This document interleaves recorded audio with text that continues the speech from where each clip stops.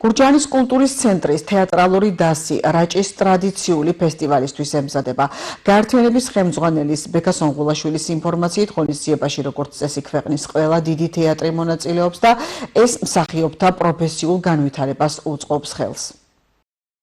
თეატრალური დასი 17-18-19 მაისს გაიმგზავრება რაჭაში ამბროლაურში.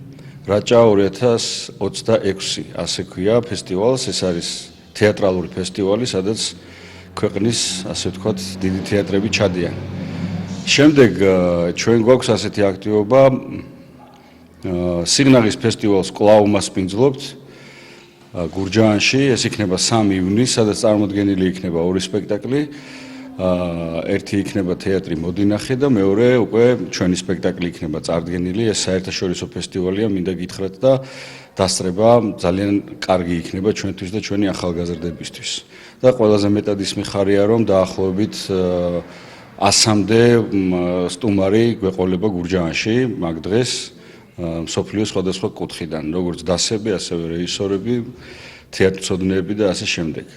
და მიხარია ის, რომ ასე ვითარდება გურჯაანში ეს მიმართულება.